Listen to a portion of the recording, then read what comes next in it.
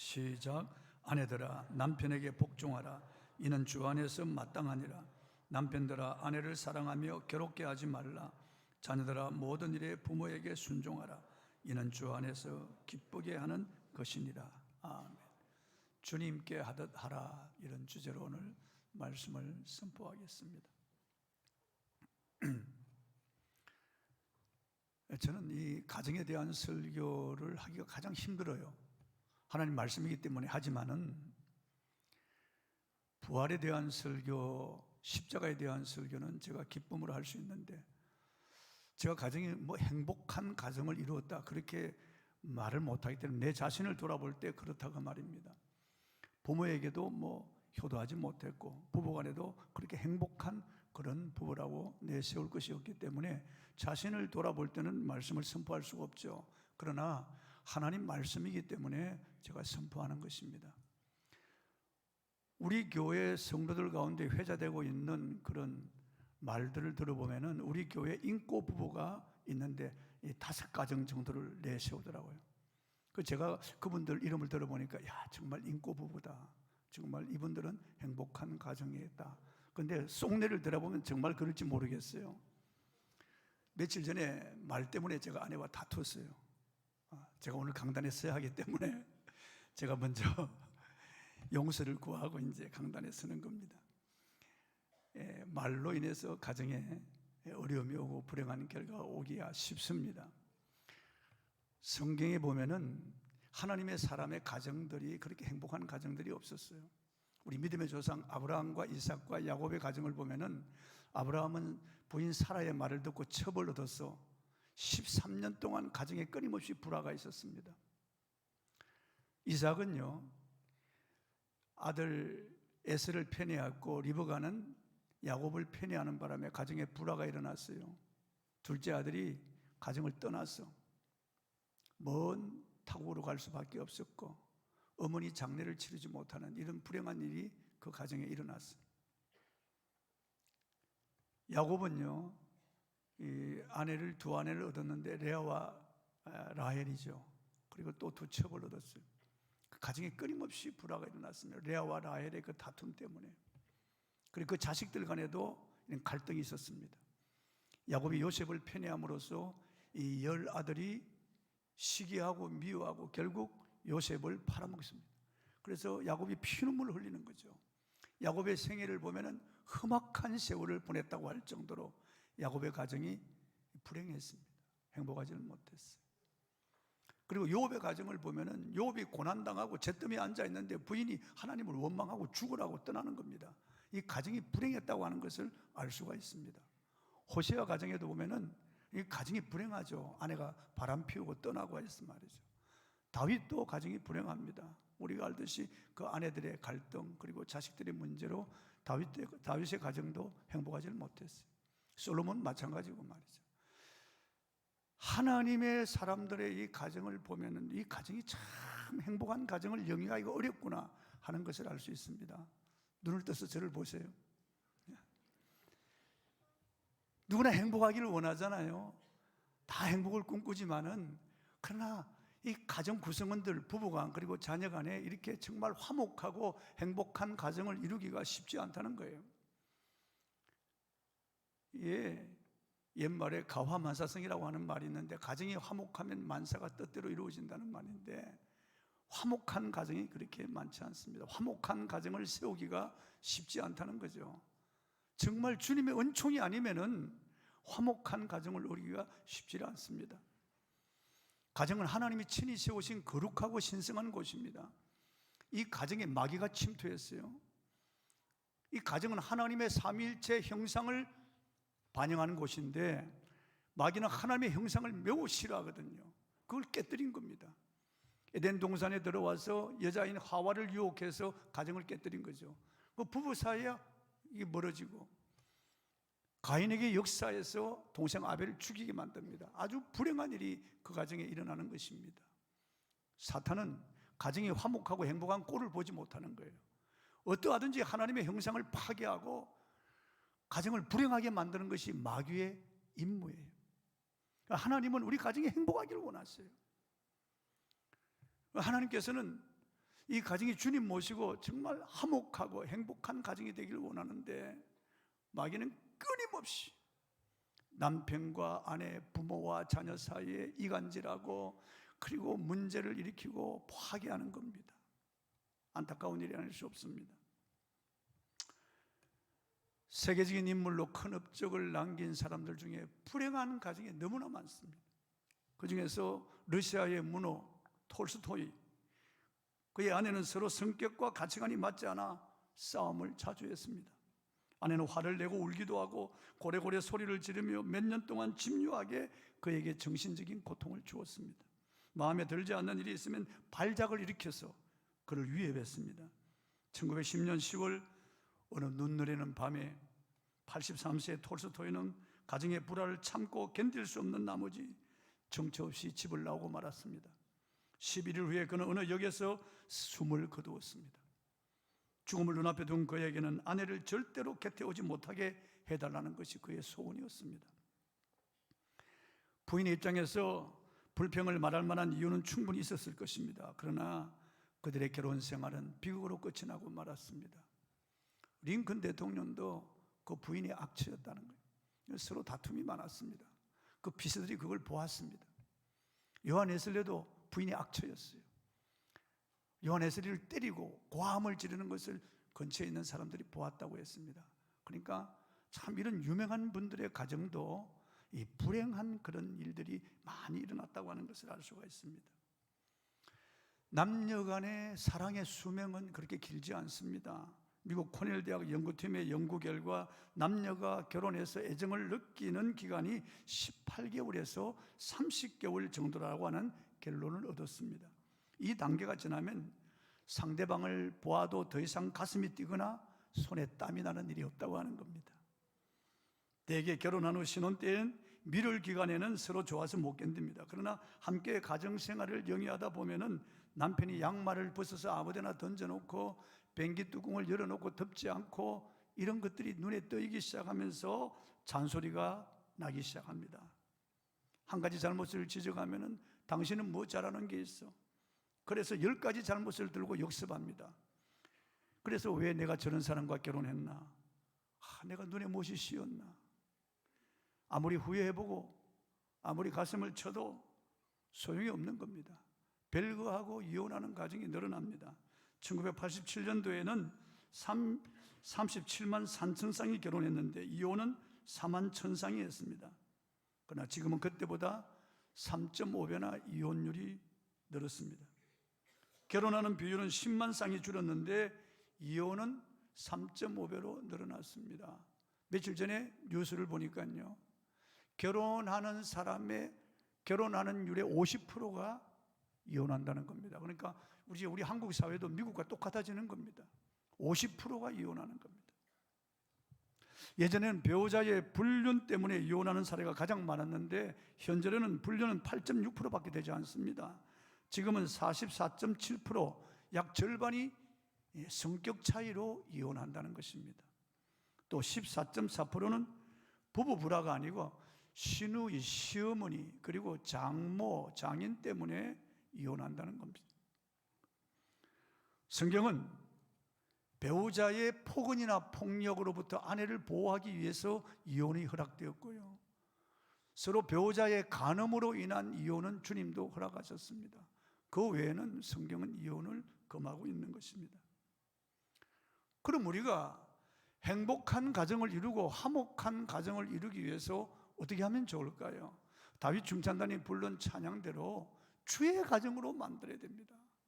주님의 말씀에 순종하는 가정이 되도록 해야 되는 겁니다. 인간의 기준이 아니에요. 사회는 변할 수밖에 없습니다. 세상은 변하는 겁니다.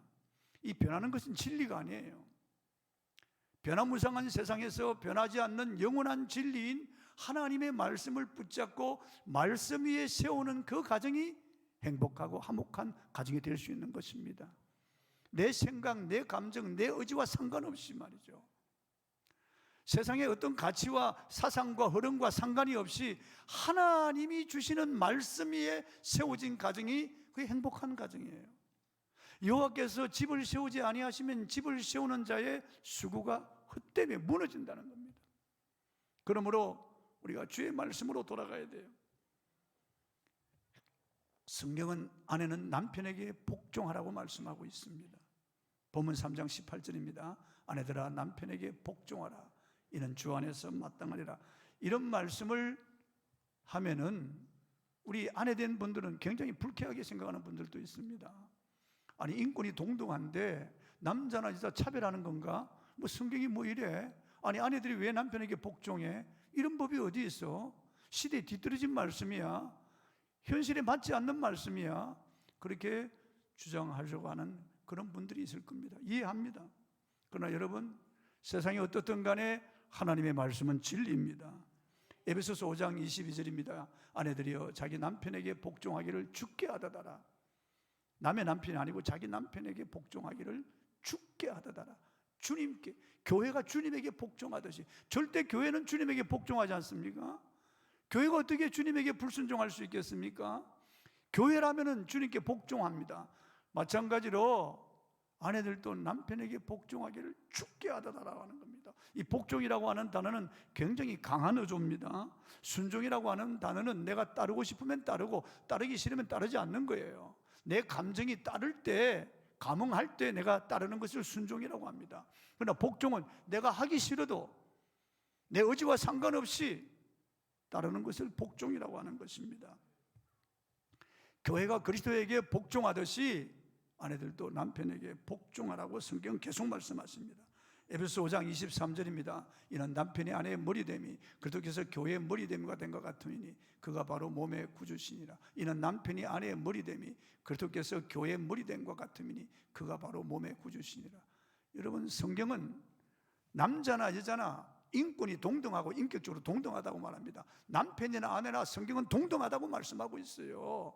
아내를 지을 때 머리뼈를 뽑은 것도 아니고 바닥뼈를 뽑은 것도 아니고 옆구리에서 뽑아낸 것은 동등을 의미하는 겁니다. 남편과 아내는 계급적으로 서로 높고 낮음이 없어요. 동등합니다. 균등합니다. 그러나 한 공동체에는 언제나 그 장이 있기 마련이죠. 바다를 항해하는 배에는 선장이 있고 기관사가 있고 항해사가 있듯이 말이죠. 그 사람들은 인격적으로 동등합니다. 계급이 아니에요. 배를 항해하기 위해서는 그게 필요로 세운 겁니다. 질서상 세워놓은 거예요. 가정의 질서를 위해서 하나님은 남편을 머리로 세운 것입니다. 이것은 계급이 아니에요. 질서상 하나님이 그렇게 세웠다 그 말입니다. 그렇기 때문에 이 공동체, 가정 공동체에서 아내는 남편의 말에 순종하고 복종해야 된다고 성경은 말씀하고 있습니다. 아내가 남편을 머리로 알고 왕으로 섬길 때 자기는 왕비가 되는 겁니다. 그러나 남편을 발바닥에 때처럼 생각하면 자기는 그 밑으로 깔리는 거죠. 불행한 겁니다. 남편과 아내는 서로 존중이 여기되 가정의 질서를 위해서 머리로 인정해야 됩니다. 가장으로 인정해야 된다는, 하나님이 세우신 머리로 인정해야 된다는 겁니다. 그래서 끊임없이 남편을 칭찬할 필요가 있습니다. 칭찬은 보약, 삼첩보다 낫다는 말이 있습니다. 남자들은 부인으로부터 칭찬받기를 원해요. 인정받기를 원한다고요. 세상에 나가서 시달리고 힘들고 애쓰는데 가정에 돌아와서 위로받기를 원하고, 가정에 돌아와서는 가장으로서의 그런 인정받기를 원하고 칭찬받기를 원하는데 그냥 틀을 뽑는 장딱처럼 다 뽑아버리고 바가지 긁고 잔소리하고 그냥 비교하고 해서 남자를 망신주고, 그래 바깥에 나가서 무슨 힘을 얻겠습니까? 일할 의욕이 안 나고, 그래서 많은 남자들이 어깨가 처져 있고 눈이 풀려 있는 겁니다. 생존 경쟁의 치열한 틈바구니 속에서 살아가기가 너무나 힘든데 늘 가정 걱정하고 자녀 양육 걱정하고 있는 이런 남편을 세워줘야 되는데, 남자는 여자에 비해서 말수가 적지 않습니까? 말은 없어도 속내는 타들어가는 그런 경우가 많습니다. 오죽하면 40대 자살률이 우리나라가 세계 1위겠습니까? 이런 상황에 남편의 길을 세워주고 남편을 머리로 인정해 줄 필요가 있습니다. 그것은 아내가 할 가장 중요한 역할입니다. 아내가 아니면 누가 할 수 있겠습니까? 성경은 아내를 돕는 배필이라고 그렇게 증거하고 있습니다. 돕는 배필. 돕는 배필 도와줘야 되는 거예요. 남자는 혼자 설 수 없어요. 연약한 존재예요, 남자가요. 그러니까 여자들보다 10년은 빨리 죽잖아요. 재료가 흙이기 때문에 흐물흐물해요. 여자들은 그래도 단단하고 신재료 아닙니까? 좀 더 지혜로운 그런 면이 있거든요. 그러니까 남편을 말로서 세워줄 필요가 있습니다. 칭찬해 줘야 되는 겁니다. 교회에서 어느 집사님이, 목사님이 남편을 칭찬하라고 그러니까 머리에서 발끝까지 이렇게 훑어봐도 칭찬할 데가 보이지 않는 거예요. 이 사람의 단점을 찾으려면 수도 없이 많은데 눈에 칭찬거리가 하나도 보이질 않는 거예요. 그래서 고심하는 거예요. 그러나 목사님이 설교할 때 칭찬하라 칭찬하라 하니까 하나님 앞에 기도했어요. 하나님, 내 남편의 칭찬거리를 찾게 해주세요. 내 눈을 열어서 칭찬거리를 찾게 해주세요. 그리고 제가 칭찬할 수 있도록 해주세요. 그렇게 기도했는데 어느 날 남편이 소파에 앉아서 텔레비전을 보고 있는데 보니까 모욕하고 왔는지 얼굴이 뽀송뽀송한 겁니다. 그리고 셔츠를 입었는데 체크 무늬 셔츠가 참 보기 좋은 거예요. 그래서 여보, 오늘 당신 얼굴로 보니까 아주 뽀송뽀송하고 미남이야. 그리고 체크 셔츠가 얼마나 당신한테 잘 어울리는지 몰라. 내가 오늘 보니까 당신이 달라 보여. 내가 이런 남편인 줄 몰랐네, 당신이. 그러니까 남편이, 이 사람이 뭐 잘못 먹었나, 왜 이래? 아니야, 당신 진짜 멋진 남자야. 오늘 보니까 달라 보인다니까. 그랬어요. 그러니까 남편이 쓸데없는 소리 하고 일어나가지고 자기 방으로 들어가서 거울 앞에 서는 거예요. 달라졌네. 여자는 자기 방에 들어가서 침대에 누워서 발과 손을 바둥거리면서 한 건 했어. 하나님이 눈을 열어 보게 하셔서 한 건 했어. 그 뒤부터 여자가 칭찬하기 시작하고 남편은 칭찬을 통해서 세워주니까 여자를 더 아끼는 거예요. 사랑하는 거예요. 포근을 하지 않는 거예요. 귀하게 여기는 거예요. 가는 말이 고와야 오는 말이 곱다고 하는 말이 있잖아요. 칭찬하면 내게로 돌아옵니다. 예수님께서 누가복음 6장 38절에 주라 그리하면 도로 줄 것이니 곧 후이되어 누르고 흔들어 넘치도록 채워서 너희에게 안겨주리라고 말씀하고 있잖아요. 여러분이 칭찬하면은 남편들이 여러분에게 2배, 3배로 칭찬합니다. 여러분이 남편을 섬기면은 남편은 여러분을 2배, 3배로 섬깁니다. 여러분이 사랑해주면 남편은 2배, 3배로 사랑해주게 되어 있어요. 남자는 어리석은 면이 있고 연약한 면이 있어요. 아내가 긁어주면 어쩔 줄 몰라. 그러니까 여러분, 칭찬이 필요한 겁니다. 가정의 말 때문에 얼마나 풍랑이 많이 일어나고 있는지 알 수 없습니다. 며칠 전에도 제 아내와 다툰 것은 말 때문이라니까요. 말.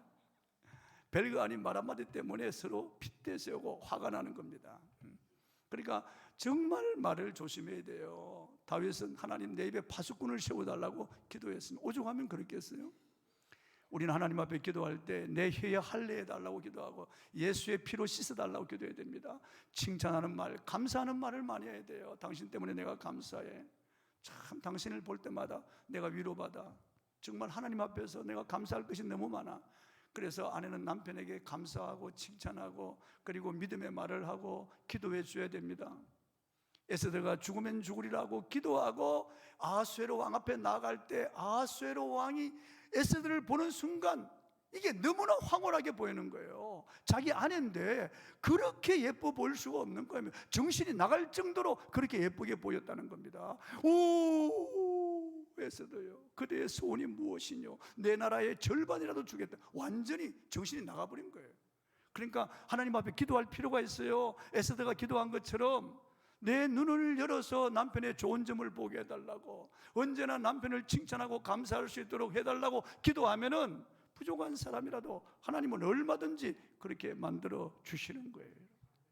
그렇기 때문에 아내들이요, 범사의 남편에게 복종해야 됩니다. 교회가 그리스도에게 복종하듯이 복종해요. 이건 하나님의 명령. 그래야 가정의 질서가 세고 화목한 가정을 이룰 수가 있는 것입니다. 두 번째, 남편은 아내를 주님처럼 사랑해야 됩니다. 성경은 남편들을 향하여 아내가 남편을 대하는 것보다 더 무거운 책임을 우리에게 주은 겁니다. 보면 19절입니다. 남편들아 아내 사랑하며 괴롭게 하지 말라. 예수께서는 인자는 섬김을 받으려 함이 아니요 도리어 섬기려 하고 자기 목숨을 많은 사람의 대속물로 내어주려 함이라고 말씀하셨어요. 주님은 이 땅에 오셔서 이런 병든 자, 가난한 자, 이런 천한 죄인들을 끝까지 섬기셨습니다. 자기 몸을 십자가에서 찢어서 살과 피와 생명을 다 부어주셨어요. 아낌없이 우리를 위하여 희생하셨습니다. 이 천한 이렇게 하나님을 거역하고 반역하는 온갖 죄를 짓는 이런 우리를 위하여 주님은 그 성체를 깨뜨려 아낌없이 다 줬는데, 우리가 누군들 사랑하지 못할 사람이 어디 있겠습니까? 하물며 하나님이 주신 아내를 우리가 아끼고 사랑해야 하면 너무나 마땅한 것입니다. 에베소 5장 25절입니다. 읽어보겠습니다. 남편들아 아내 사랑하기를 그리스도께서 교회를 사랑하시고 그 교회를 위하여 자신을 주신같이 하라.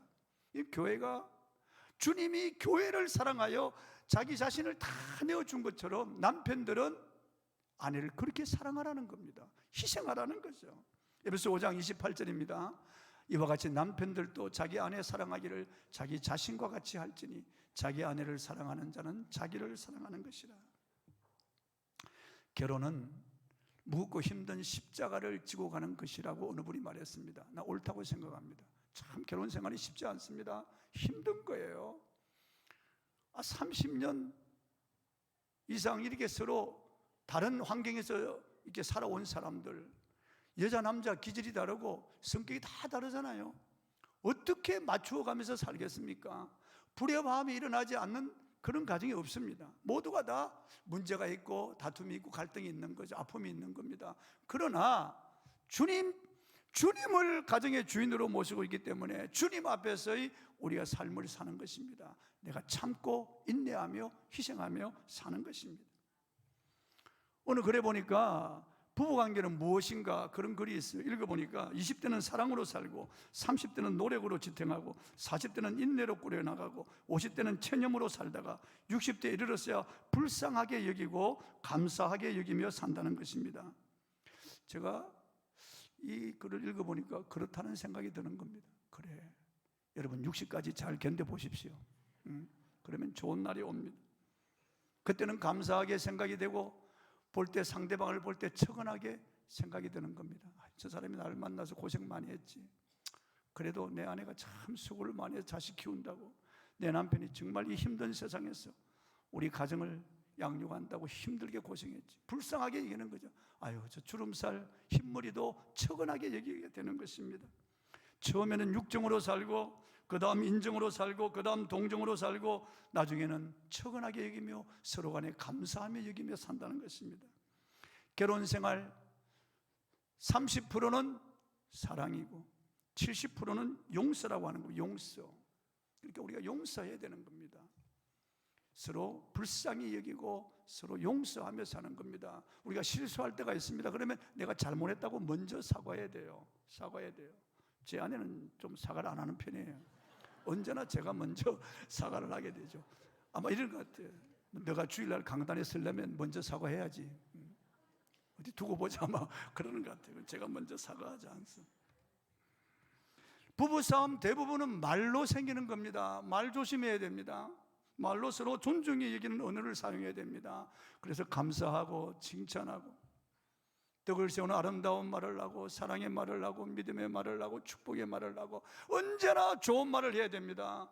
부정적인 말을 입 밖에 내면 안 됩니다. 부부간에는 언제나 좋은 말을 해야 됩니다. 항상 서로 챙기는 말을 해야 됩니다. 아무리 화가 나더라도 이런 말을 절대 해서는 안 된다는 글이 있습니다. 첫 번째가 우리 이혼해. 우리 이혼해. 이렇게 살 바야 우리 이혼해. 그만두자. 끝내자.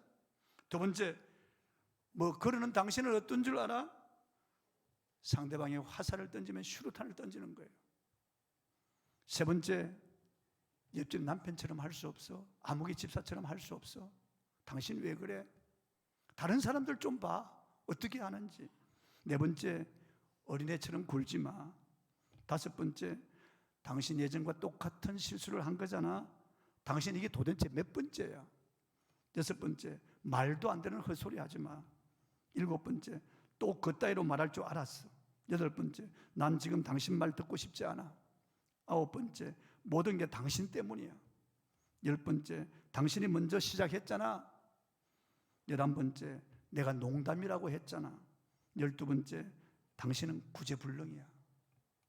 이런 말 때문에 다툼이 일어나고 불행하게 되는 겁니다. 어느 목사님은 제 앞에서 그래요. 이 바늘과 실로 입을 꿰매고 싶다는 거예요. 자기 입을. 깜짝 놀랐습니다. 그렇게 말로 실수가 많다는 거죠. 깨맬 수만 있다면 입을 깨매고 살고 싶다는 거예요. 여러분, 우리가 정말 말을 조심해야 됩니다. 서로 비난하는 말을 하지 말아야 됩니다. 약점을 덜추어내면 안 됩니다. 항상 허물을 덮어줘야 돼요. 약점을 덜추어내면 나에게 다가옵니다. 그게 몇 배로 다가옵니다. 언제나 명심해야 됩니다. 서로 비난하잖아요. 손가락질하면 아직 세계는 나를 향하는 거예요. 하나는 그 사람을 향하지만 세계는 나를 향하여 비난하게 되어 있는 거예요. 마음에 상처가 있는 겁니다. 아픔이 있는 겁니다. 자존심을 건드리면 안 돼요. 특히나 시댁이나 친정을 건드리면 안 돼요. 핏줄은 건드릴 수는 없는 거예요. 절대로 시댁, 야, 당신 어머니가 어때서 그래? 당신 아버지 때문이야. 당신이 꼭 아버지를 닮았잖아. 이렇게 말하면은 그냥 피가 속속 꽂히는 겁니다. 다른 사람과 비교하지 말아야 됩니다. 당신 스타일이 그게 뭐야? 아무개 집사는 60이 돼도 그 배가 나오질 않았는데 당신 지금 똥배 봐 그러면서 사람 아주 망신스럽게 만드는 거죠. 이런 거. 당신 얼굴 스타일이 왜 그래? 아니, 머리 모양 좀 갖추라니까. 이런 말로 자존심을 상하게 하면은 싸움밖에 더 되겠습니까?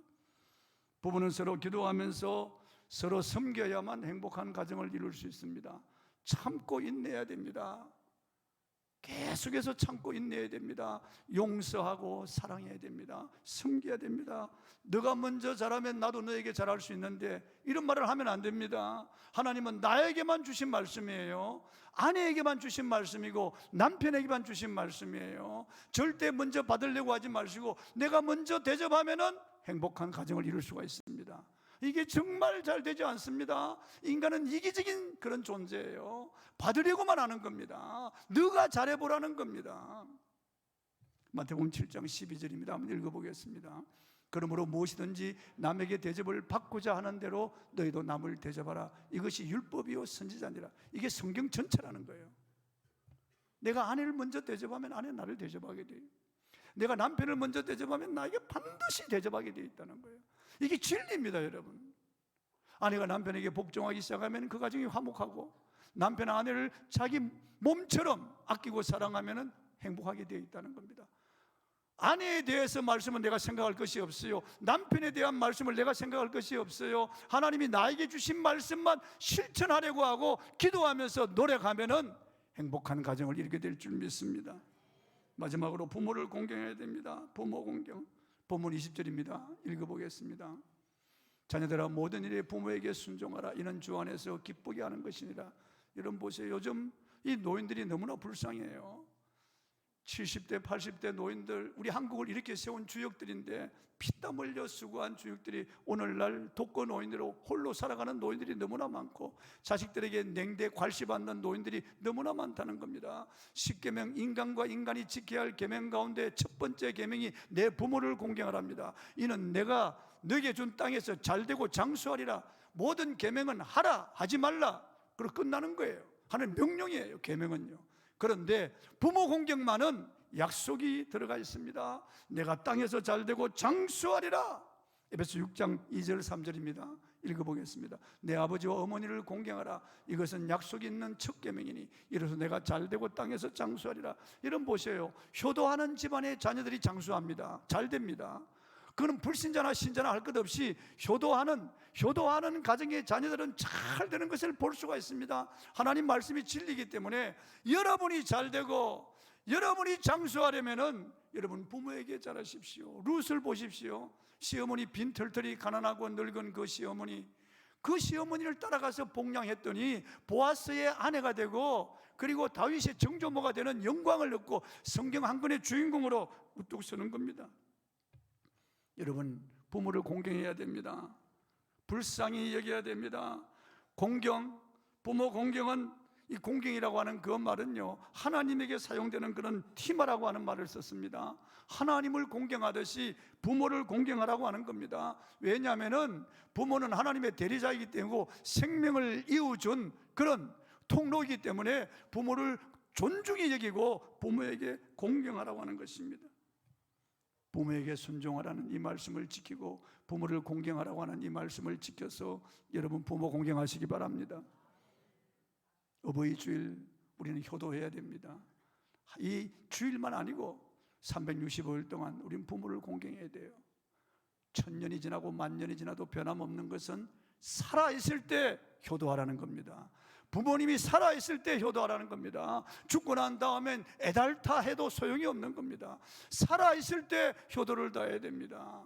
전화를 드리고 찾아뵙고 용돈을 드리고, 그리고 어디 불편한 곳이 없는지 돌아보면서 언제나 부모에게 안부를 묻고 그렇게 살아야 되는 겁니다. 조금만 관심을 가지면 그렇게 할 수 있습니다. 여러분, 자녀들이 하는 거 10분의 1만 부모에게 해도 효자 효녀 소리를 들을 겁니다. 부모를 공경해서 여러분이 잘 되고 장수하고, 여러분 왕대밭 때 왕대가 나고 갈대밭 때 갈대가 나는 것처럼 여러분이 부모에게 심으면 여러분의 자녀들에게 효도를 받게 되는 것입니다.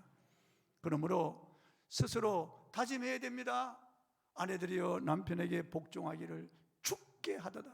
남편들아 아내 사랑하기를 거듭해서 교회를 위하여 자신을 주신같이 하라. 자녀들아 부모를 공경하라.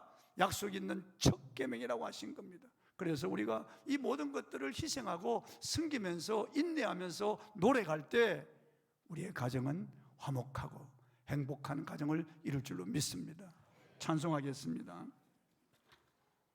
559장 찬송을 하겠습니다.